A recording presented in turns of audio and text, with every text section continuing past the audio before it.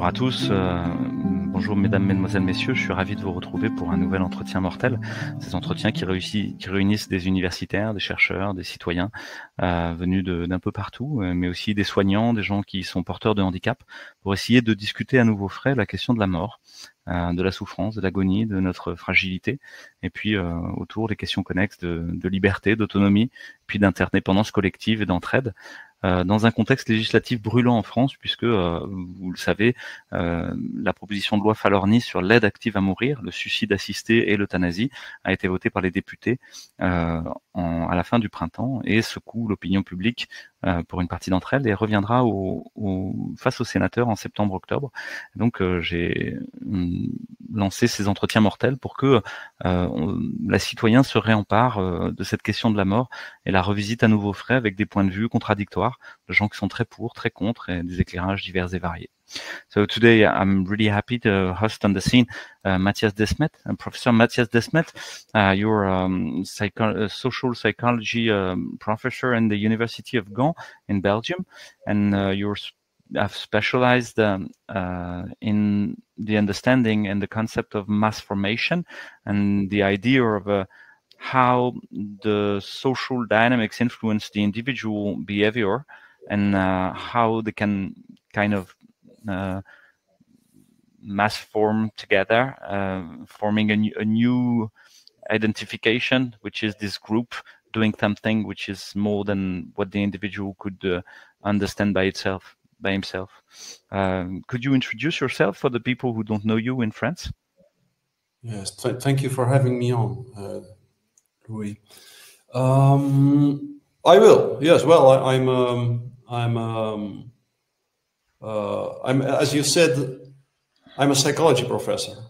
I have both a degree in clinical psychology and a master degree in statistics. So I started my academic career with investigating the quality of academic research, and then as you know, of course, most academic research is false. There is this wonderful paper, Why Most Published Research Findings Are False. Well, that's one thing. That's how I started my career. And then in 2020, the Corona crisis started, and that's where I started to speak out in public space, because I noticed that the statistics that were used to underpin the mainstream narrative on Corona, that they were wrong. And from the first week of the crisis onwards, I started to speak out. And after a while, after a few months, when it was clear actually to everybody who wanted to see it, that indeed the statistics had been dramatically wrong, I noticed that the story just continued, that the narrative continued, that the Corona measures, the mandates continued. And that was the moment where I decided to try to show people the psychological mechanisms that were at work, which are the same as the mechanisms that lead to the emergence of totalitarian states, which were the same as the mechanisms that led to the emergence of the Soviet Union and Nazi Germany, and which I called a mass formation. That means, like, maybe in French you would call it le conditionnement des foules. I think that would maybe be the best translation. A mass formation is like, it's a kind of group formation that makes people completely blind or which makes people incapable of taking a critical distance of what the group believes, and which makes them willing to radically self-sacrifice, and which makes them extremely intolerant for everyone who thinks differently. So that's the phenomenology of a mass formation. There's this strange group formation, which leads to these very strange states where mothers start to report their children to the state, children start to report their parents to the state, which destroys the entire social fabric, which destroys all human bond between individuals, and which replaces that human bond between individuals by one bond between each individual separately and the collective, the state system. So that's something we like. This process has always existed, but it became stronger throughout the last 2 centuries. And we've seen it at work in the Corona crisis, and we still see it at work now, because that's a dramatic characteristic of a mass formation. Once a major mass formation happens, it almost always leads to a second and a third and a fourth mass formation. So that's I explained that theory of mass formation on many occasions,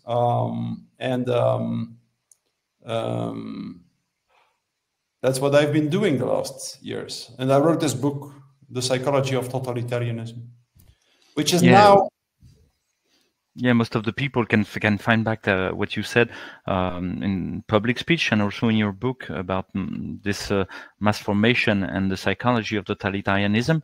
And can you explain me more this fact that there will be one first mass formation, and after it's kind of an inertial process. There will be inertia. It's not going to stop easily.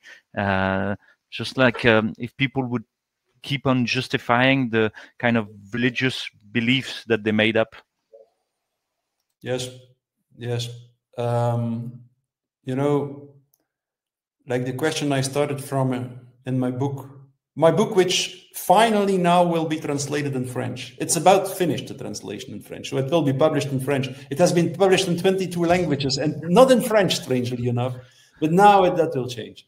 So that's a good thing, because we know one French translator who loves your work, and we both know him, and is working to translate your blog, and so yes. We already can find part of your job in French thanks to him. Yeah, it's wonderful. He does a wonderful job. Yes. It's my Substack page. Yeah. So what in my book is actually is all about that. Like it's about like once you understand the mechanism of mass formation, you also understand why the first mass formation leads to a second one. Like in my book, I explained that the reason why mass formations became stronger the last 2 centuries has to do with our materialist, rationalist view on man in the world. Because this view on man in the world had one major consequence, and it was that it produced loneliness. And like the last 200 years, loneliness has been increasing year after year almost. And like just before the Corona crisis, an enormous percentage of the world population reported to feel lonely, in between 40 and 60%.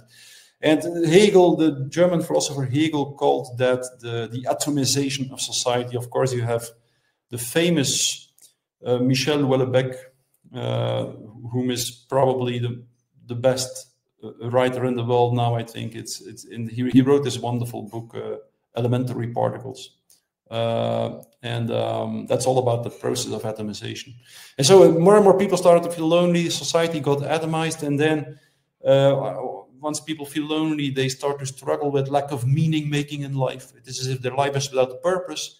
And once they feel lonely and or struggling with lack of meaning making, something very strange happens at the emotional level, the affective level.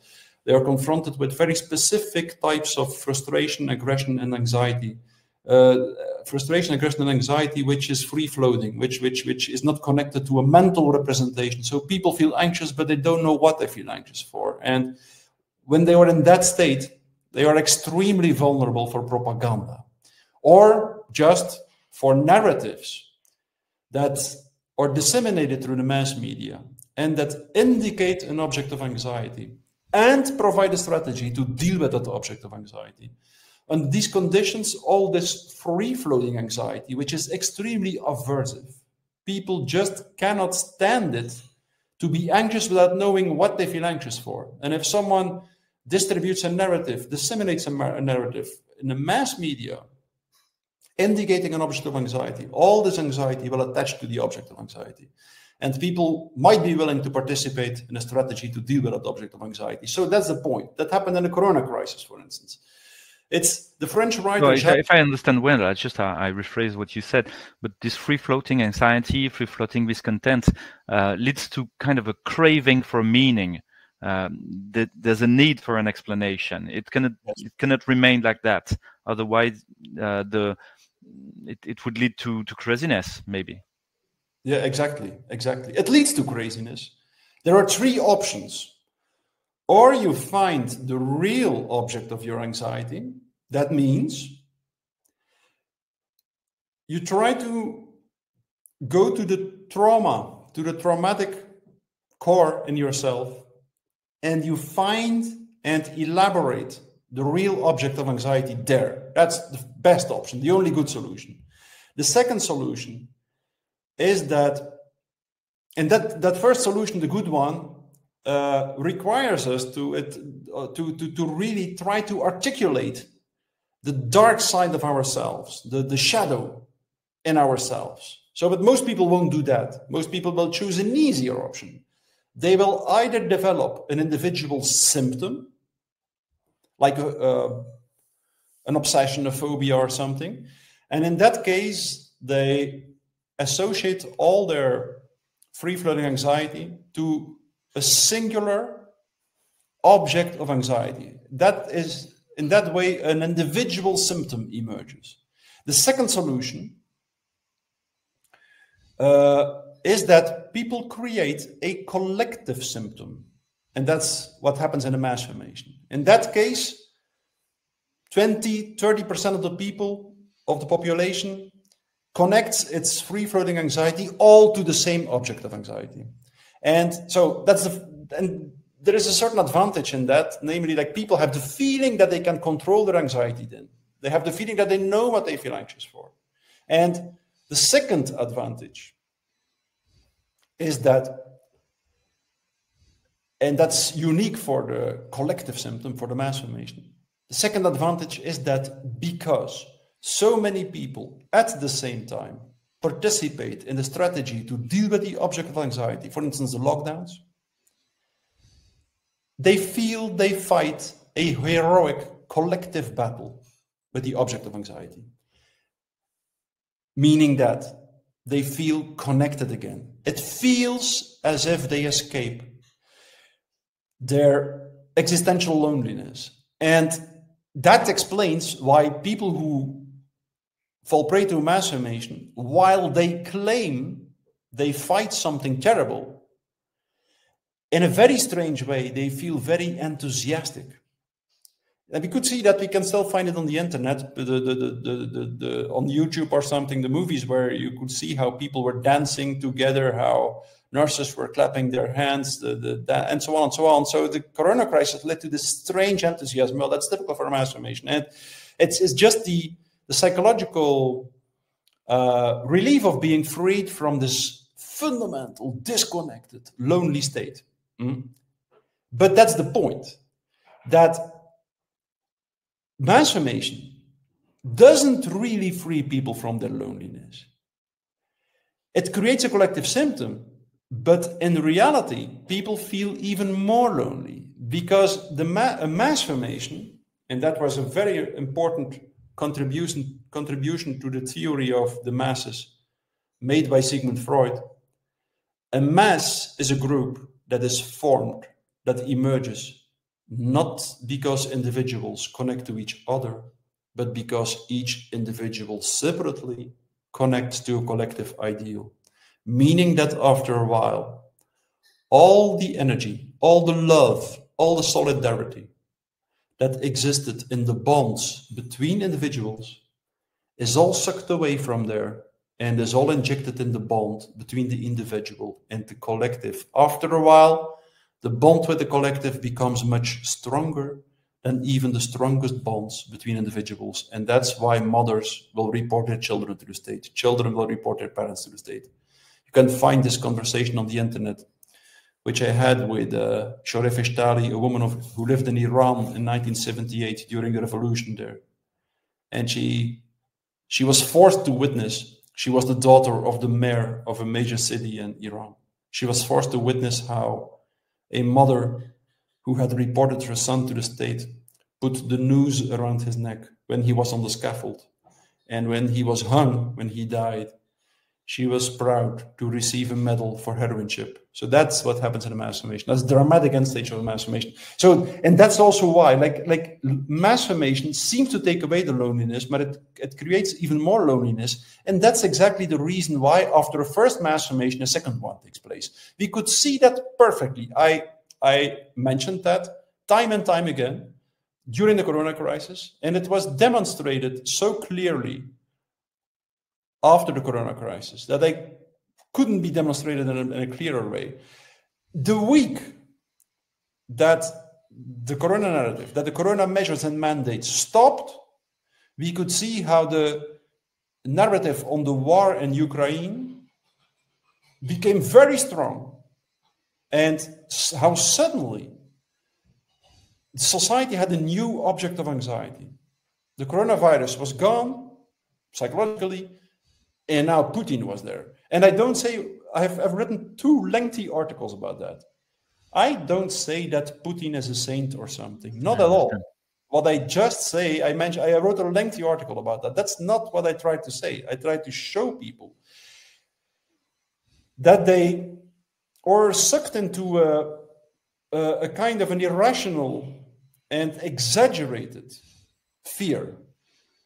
For someone who, of course, we all know, everyone who studied the history of the recent history of Russia knows that Putin well. But at the same time, the Ukraine narrative, I believe, shows a very distorted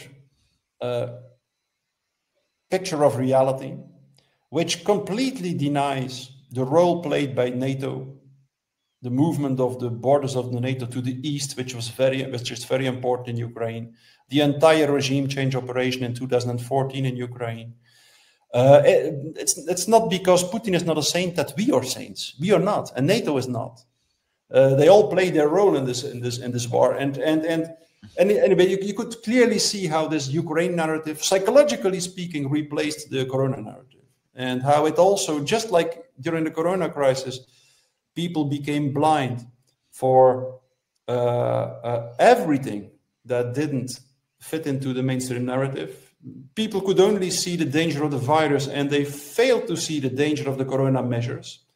As several reports in the beginning of the crisis tried to tell us, like even in the worst case scenario, the Corona measures probably would claim more victims than the coronavirus could do, even in the worst case scenario. So that's, people become, in a mass formation, people become blind for everything that doesn't fit into the narrative, and that applies to the Corona narrative and also to the Ukraine narrative. They are also blind for a major part of reality.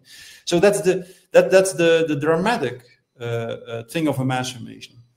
People buy into a narrative because it seems to take away their loneliness, but in reality, it creates even more loneliness, which makes it very likely that after a first mass formation, a second one will happen, which sometimes is even stronger than the first one.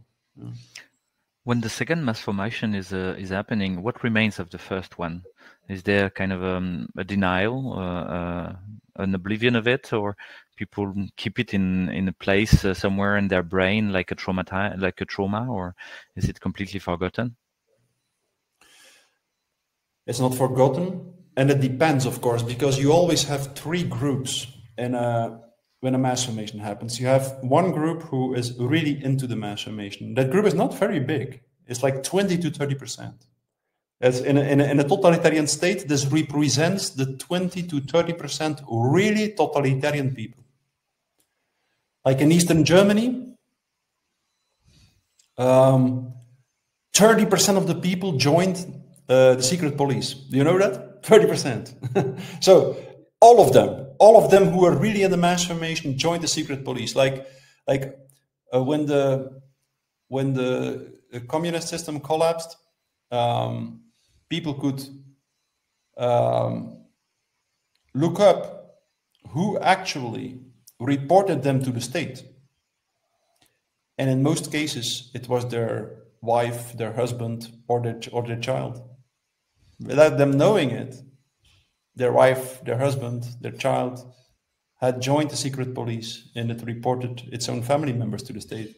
So, but it's only 20 to 30%, who is really in the mass formation, who is really hypnotized, because a mass formation is identical to a mass hypnosis. So it's at the psychological level, it's identical. So like hypnosis focuses all the attention on one small aspect of reality, and that's exactly what a mass formation does. It focuses all the attention on a small aspect of reality. So it's a mass hypnosis. But only 20 to 30% is hypnotized. But the biggest problem actually is that there is a second group, 60%, sometimes 65%. And the second group is a group that is not really hypnotized. They know that there is something wrong with the narrative, but they won't speak out. They just choose the easy way. They choose the easy way. Like, we will try to remain silent, and we hope they don't see us, and we hope everything goes away without us having to take the risk of speaking out. So, and then there is a small group, 5% of the people or something, 10%, it depends, which is not in a hypnosis, which knows that it is something wrong, and which just chooses to speak out and to go against the mass formation. And so it depends, of course, like what happens. The people who were in the mass formation usually will continue to believe in the mass formation, because just they identified with it, and should they admit that the narrative was false, their identity would collapse as well. So they will continue to believe in the mass formation, but the mental representations, the images, the narrative that led to the mass formation will not have the same power anymore. Of course not, because all the emotions that were attached to it moved to a new narrative. And usually their activism will, from then on, will be framed no longer using the first narrative, but using the new narrative. But usually they won't admit it. They only, depending on the situation, the second group, which was never really hypnotized, sometimes will start to feel that there might be a chance to speak out then, because they are not as scared anymore as they were when the mass formation manifested. And sometimes then the people who the leaders of the masses under certain conditions will be brought to court, for instance, but not always. It depends. It depends what the second group does. The second group is very important. The middle group. Your concept of mass formation shows how societies cling to collective stories, sometimes blinding us to individual truth. Do you see any relation with the euthanasia and assisted suicide in the law in Belgium? Can we relate in any way how you shape social relations and mass formation to the narrative of a controlled death, for instance? Oh yes, in many different ways. Many different ways. We can look at that phenomenon from many different angles. For instance, first and for all, as society atomizes, as loneliness increases, the death drive will increase in people. So people who are lonely, in the end, they start to feel as if life is without purpose, as if suffering and dying is without purpose. And they will become more and more afraid of suffering and dying. That's just because a lonely person doesn't resonate anymore with what is outside of him, with other people, with nature, and so on. And when we stop resonating with the world outside of us, we start to feel disconnected, lonely, and we stop to have the experience that we are part of something eternal. A person who is really in touch, who really resonates with the external reality, with other people, with the reality, with the nature around them, feels that he or she is part of something eternal, and that's why he is aware that dying is not the end of everything. It takes away the fear of death a little bit when you feel really connected, and in the same way, like you start to feel in a spontaneous way that everything has purpose in life, also suffering, that we suffer for a certain reason, that life tries to teach us something when we suffer. As Viktor Frankl said, when you're in a concentration camp, you do not have to ask what you still want of life. You have to ask what life wants of you. what life asks of you. So there is like we could see during the Enlightenment culture, during when the rationalist viewmen in the world emerged and became more dominant, that people felt more and more disconnected that day, and that at the same time they became more and more scared of death and dying, and that's strangely enough made people or led to the emergence of the more intensified emergence of euthanasia in our society. So that's one thing. But like if we ask, like we can see two tendencies. Can you still hear me? Or I can't hear you anymore. I don't know why. Yeah, what's going on? I can hear you. You can hear me? Yes, I can hear you. Yes. Yeah, I can't read you. Is there anything with your microphone, or is it my home doing it? I have no idea. Can you hear me now?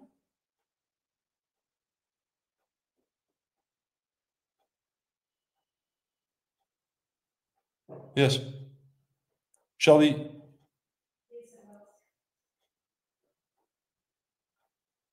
continue?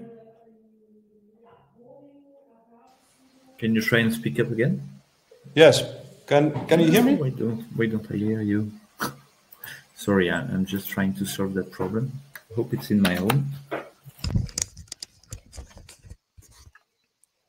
Ok. Paramètres. Audio. Toi, tu m'entends? Moi, je t'entends pas. Alors, pourquoi je t'entends pas? Est-ce qu'il y a un problème sur mon micro ou pas?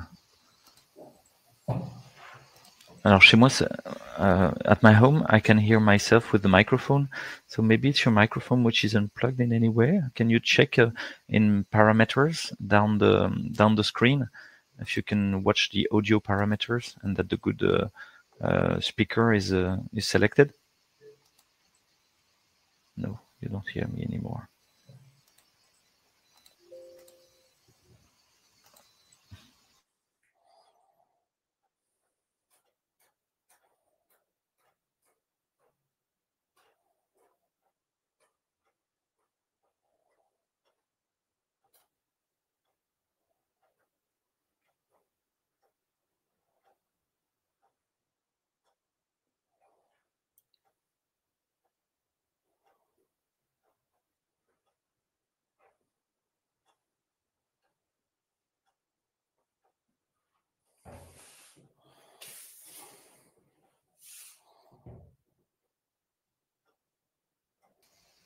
Ok, est-ce que tu peux parler pour voir? Oui. Oui, je t'entends à nouveau. Formidable. Ouais, je t'entends à nouveau. So sorry. So you were dealing with the fact, I think, that insulation and the isolation of the person leads to paradoxal, to glorification, a kind of a sanctification of the individual choice. But there is kind of a paradoxical thing about that when I think about the world-assisted suicide. Suicide would glorify my choice, but I need assistance.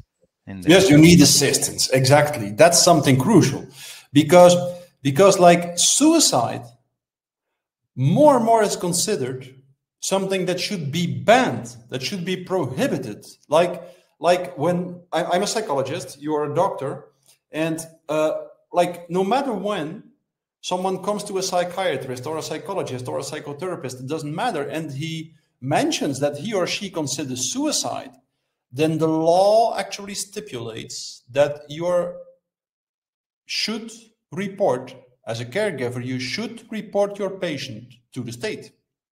You should prevent him or her. Yeah, there's the same thing in the hospital. We have a score. We have to make a score for each patient if there is a suicidal tendency or risk, and that's completely paradoxical. It is, of course. So it isn't. On the one hand, it's paradoxical. On the other hand, it isn't, because just what the state wants. The state wants to decide. That's so typical for totalitarian dynamics. The state wants to decide on everything. You are no longer to allow yourself to decide whether you want to live or whether you want to die. The state has to give you permission.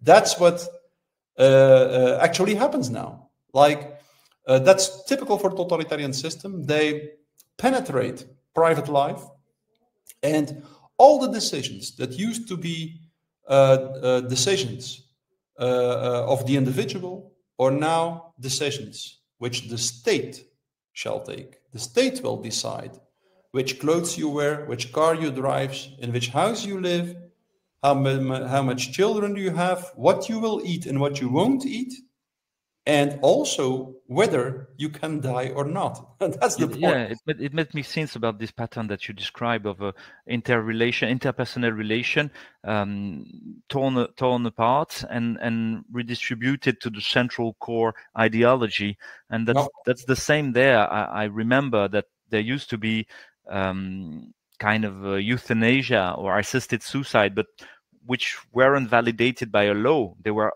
done because the doctor, the family, and the patient just got in accordance. They convinced that it was the right solution for the person, and they were all on agreement about that. And nobody would say anything. It wouldn't be in the law. And I think in this moment it was all right, because this was about the relationship and the interpersonal bond. But there's something different with this expropriation from our intimates. Of course. I think that's the real problem. That's the real problem, I think. It becomes a bureaucratic affair now.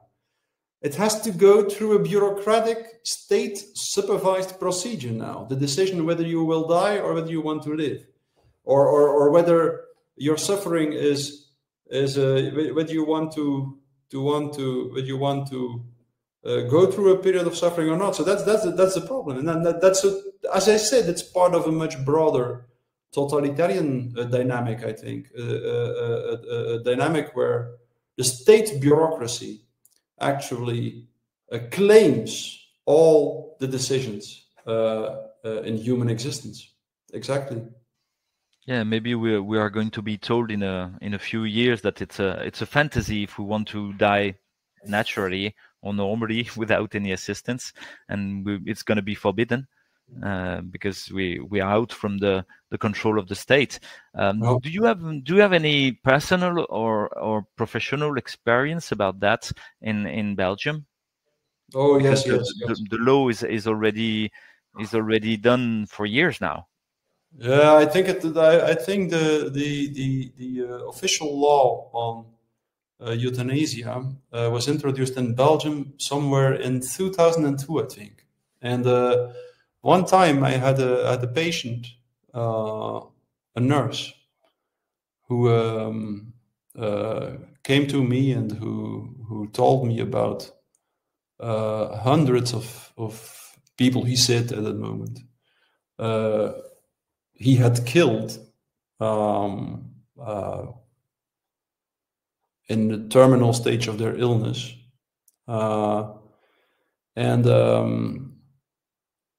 He had sessions with me for 2 years, I think. And then things went better with him. And 2 or 3 years later, he consulted a psychiatrist, and he told a little part of that story there. And the psychiatrist broke his confidentiality, reported him to the police, and he's still in jail now. And I was one of the, as a psychologist, at a certain moment during the trial, the judge, of course, was informed that this guy had been doing therapy with me for 2 years, and I had to testify before court, and I refused to say what or to hand over to give my file to the court for a long time, and until the end actually, and that was the first time that I was on national television. It was 3 years before the Corona crisis. It's because I refused to break my professional confidentiality. So you know, of course, I would do it for everyone. It's not because it was not in the first place because I think what he did was good to do. But I think, like, I heard this. I talked with a lot of doctors then during that process, and they all told me the same. Like before there was an official law on euthanasia, doctors and nurses were doing it all the time, and it was just a personal agreement with every singular patient.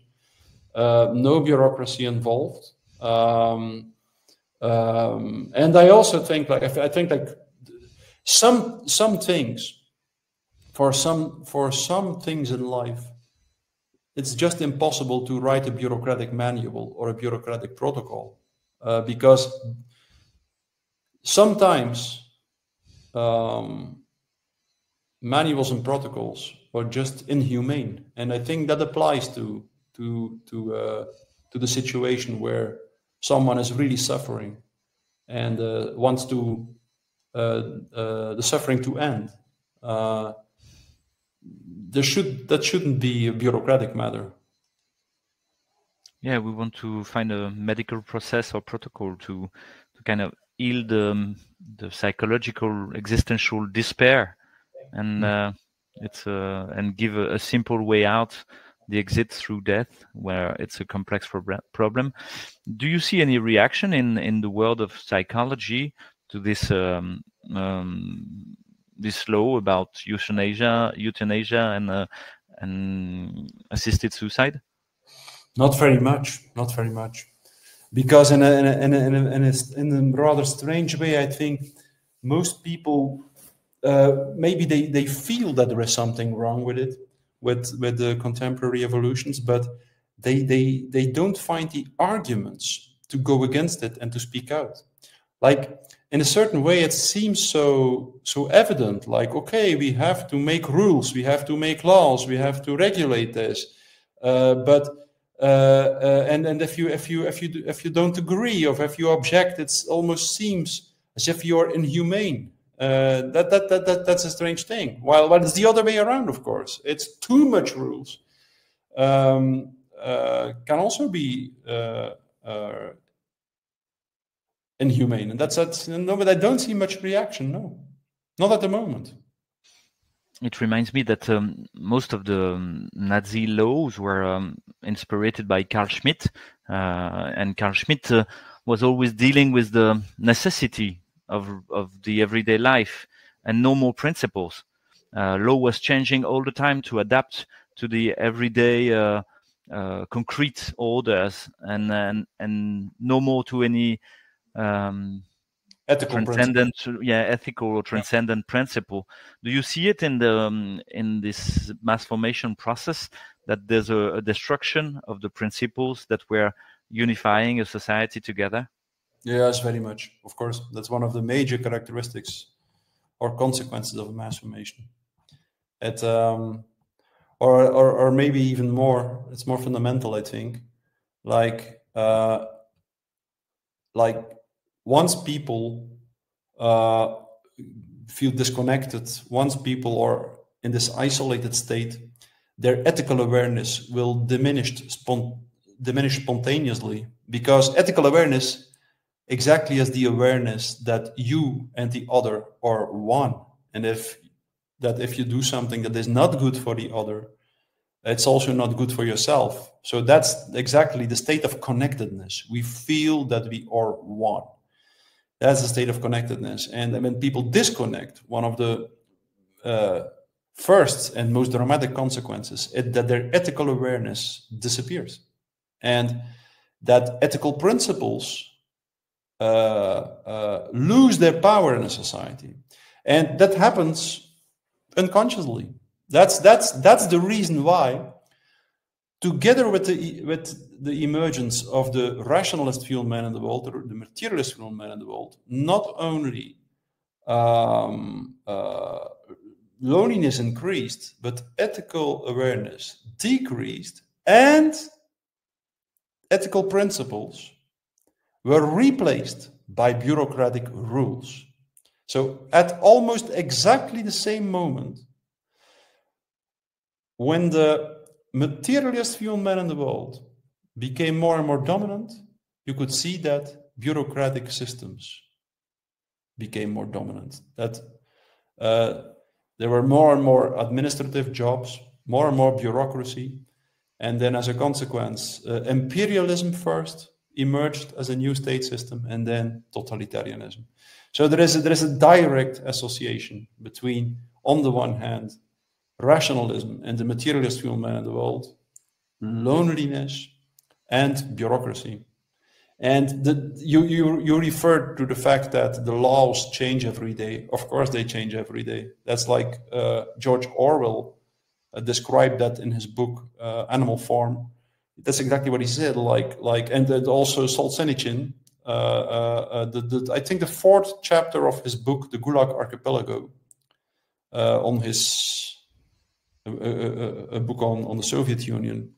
The title of the 4th chapter, I think, it's the 4th or 5th, I don't know it exactly, but it's "There is no law." Like the laws disappear because a law always is based on an ethical principle, and the law disappears and it is replaced by a rule system, by rules and decrees, and these rules change every day, and that's what drives people really around the bend in a totalitarian system. Every day there are new rules. Nobody knows anymore what the rules are, and that's just because it's a failed alternative to ethical principles. Bureaucratic rules are a failed alternative to ethical principles, because without ethical awareness, rules will always fail.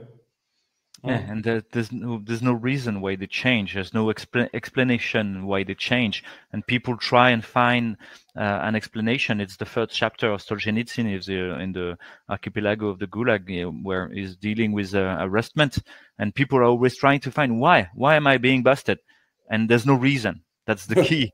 There's no reason. It's only a way of showing its violence by the system.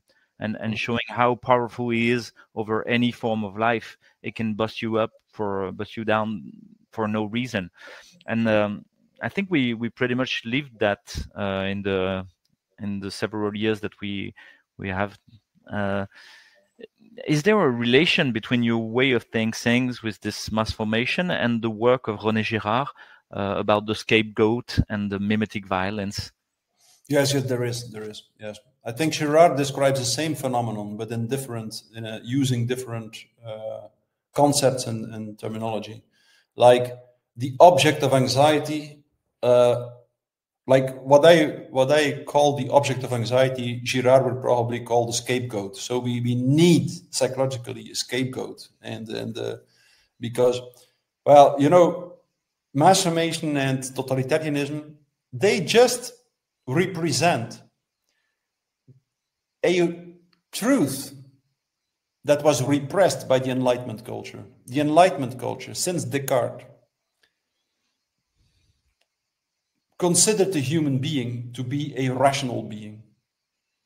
Well, mass formation shows us, and totalitarianism, that human beings are not at all rational beings. They are, in the first place, affective, emotional beings.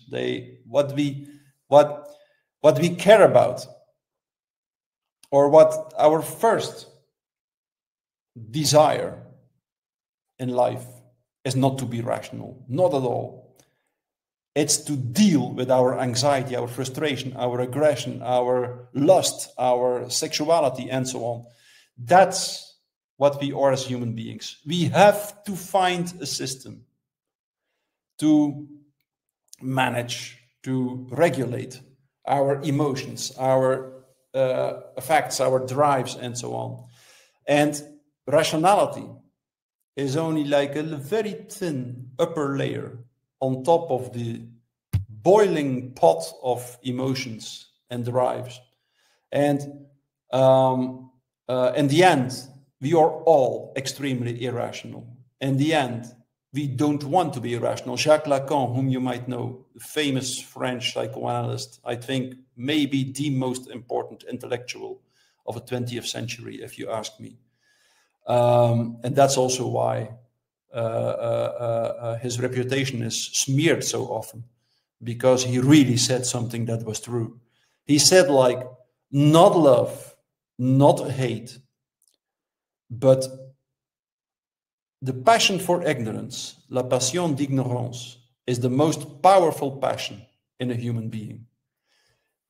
We constantly make ourselves blind because we want to stick to the narratives we use to deal with our hate, our aggression, our anxiety, and so on. So that's what the Enlightenment culture didn't want to see repressed. And it returns. Everything we repress returns.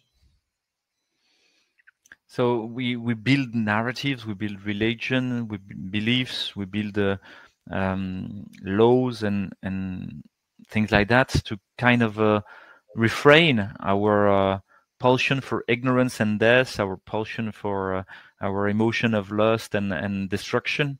That's how you would think that things start with this negative negative pulsion that we have, and we try to deal with it all our lives and collectively. Yeah, yes, we do. And that's where we fall prey to the death drive, to thanatos in Freudian terms. That's where the death drive becomes stronger and stronger in our culture. And if we do not watch out, it will bring us World War III. So there is only one, as I often say, there is only one solution for the human being, and that's I believe the revolution we have to go through. Our fanatical pursuit of rational knowledge lapsed into complete irrationality, and it estranged us, it alienated us from truth, strangely enough. Like, as soon as the materialist view on man and the world became dominant, people started to believe that the world you can see with your eyes and understand with your rational thinking is the real world. Science showed us exactly the opposite. If you look at modern physics, it will tell you exactly this. The world you can see with your eyes is the world of appearances. It's not the real world. There is a world behind that world, which is the real world. It's a little bit the same as the mystical worldview that most seminal physicists concluded would be the real world. And so that was a dramatic consequence of this materialist worldview. The material world is the real world, and the ultimate goal of life is survival in this real world.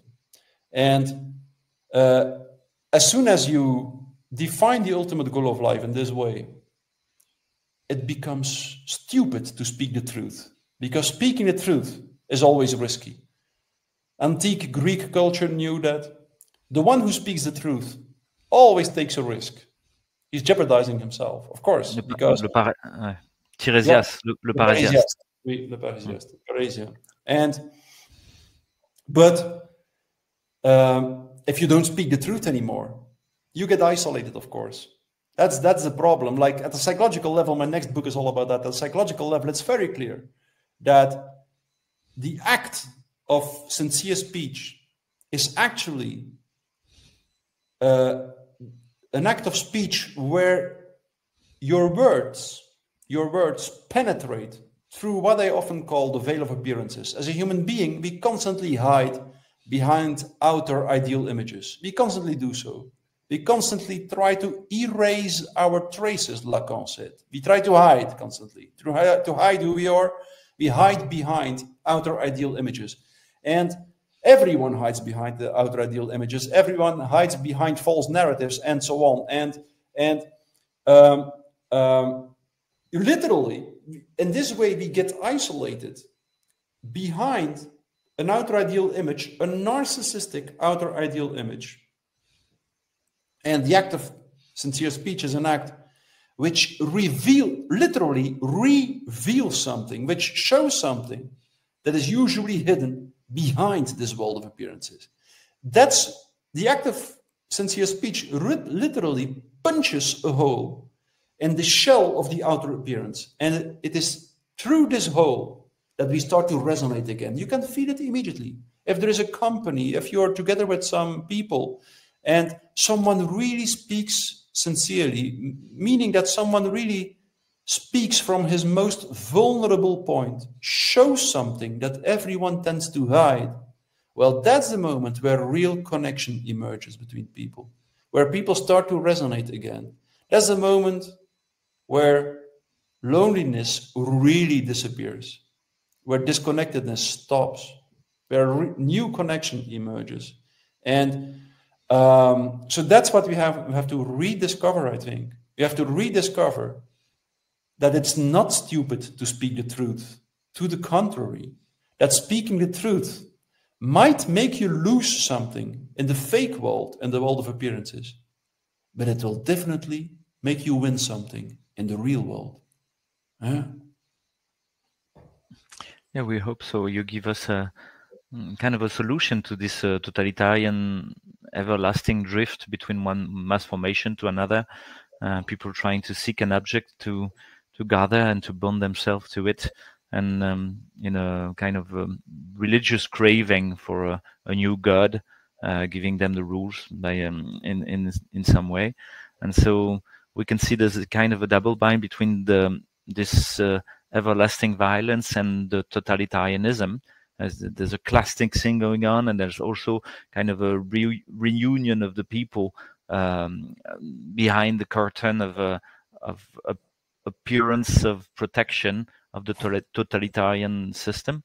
And you offer this true speech, genuine speech with the frailty and as a tool to build something else.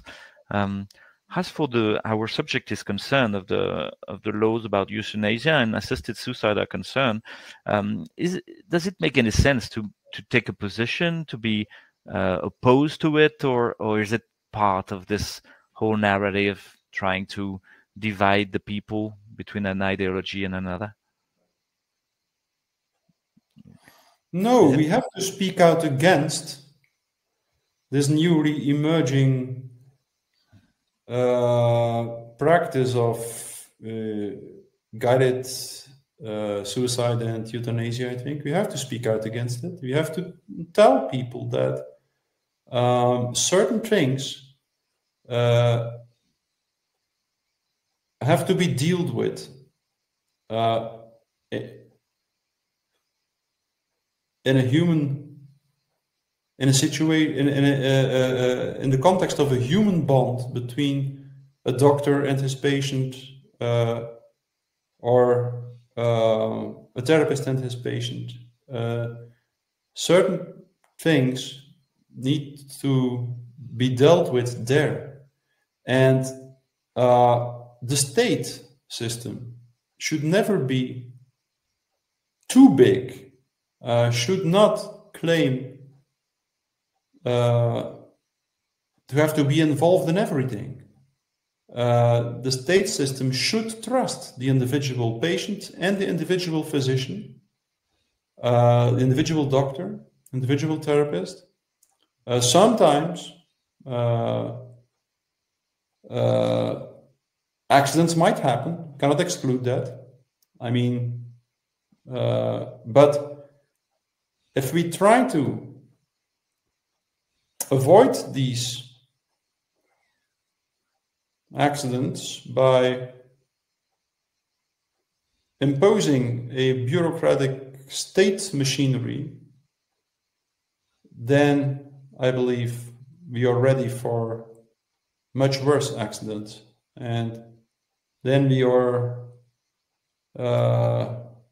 lapsing into fully fledged totalitarianism, I think. So I think we should try it. We should speak out. We should speak out, and we should speak out against an ideology, against the system, not so much against individual politicians or something. I think it's much more important to acknowledge that we are all part of the problem. Every one of us is part of the problem, I think. And we are also all part of the solution, I think. We should speak out. We should be willing to lose something. That's just by definition the case. If you speak sincerely, you will lose something, because that's exactly the definition of sincere speech. It destroys something in the world of illusions. And yeah, I think it's part of the individual and collective therapy that you propose. It's about this sincere speech, and to go with the guts and say the evidence of what's going wrong without any curtain of invention, and trying to unveil the truth in some way. I have one last question, and maybe we get to the end of our discussion and interview.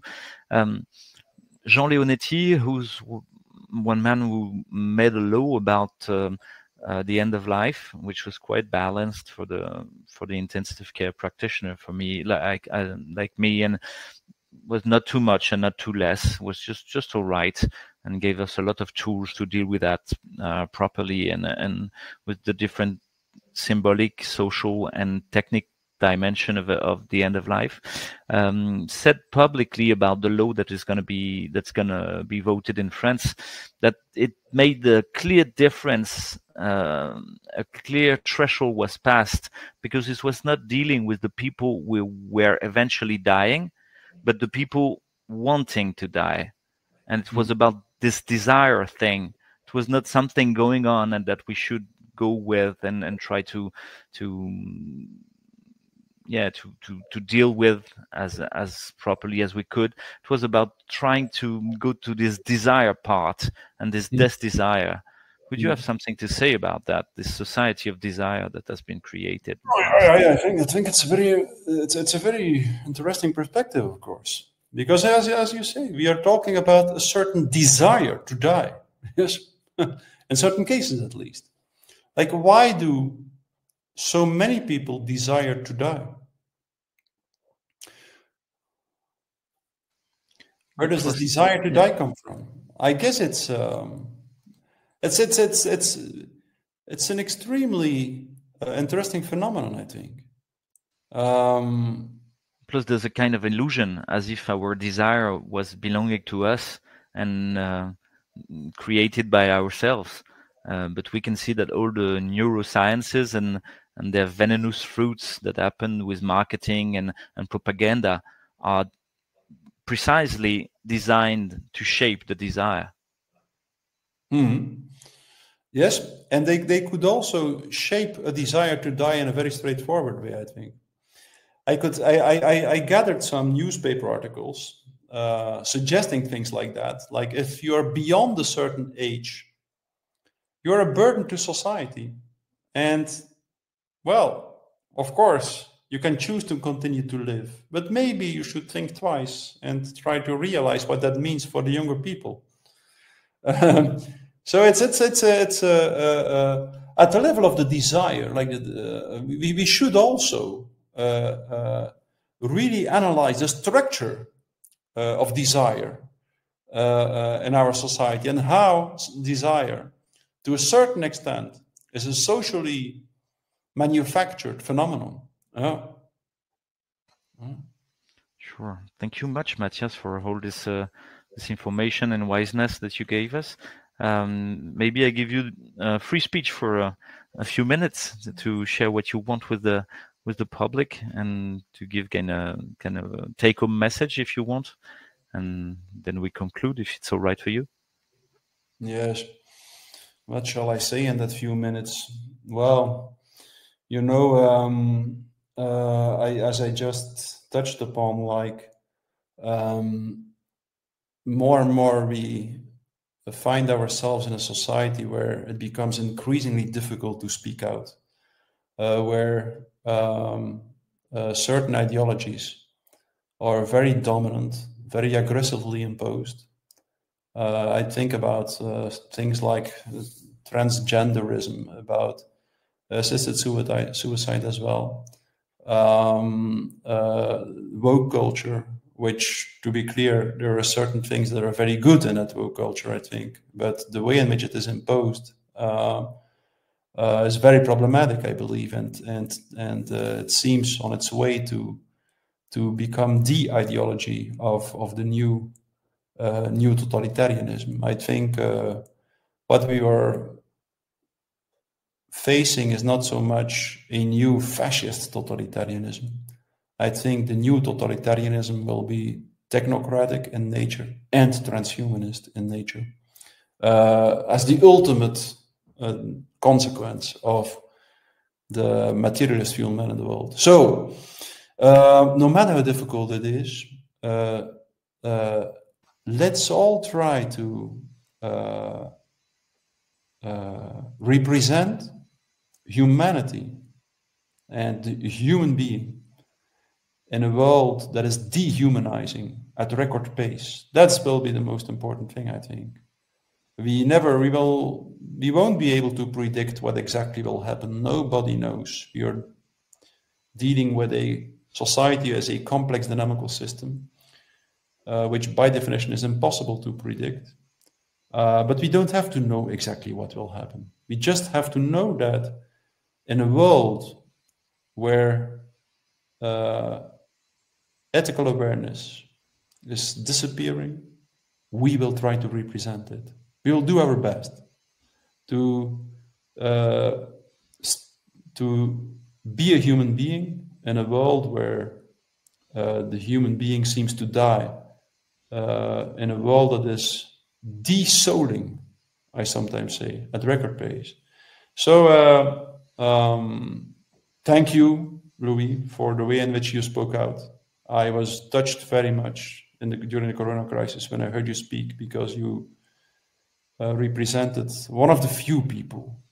You spoke out in a humble, sincere, and intelligent way. And I hope many people do like you do, every one of us in our own way, because every